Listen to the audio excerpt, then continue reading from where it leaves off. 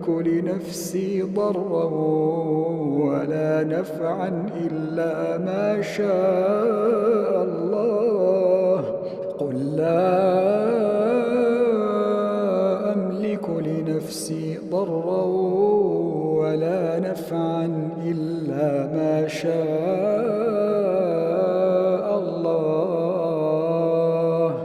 لكل أمة أجل، إذا جاء أجلهم فلا يستأخرون ساعة ولا يستقدمون.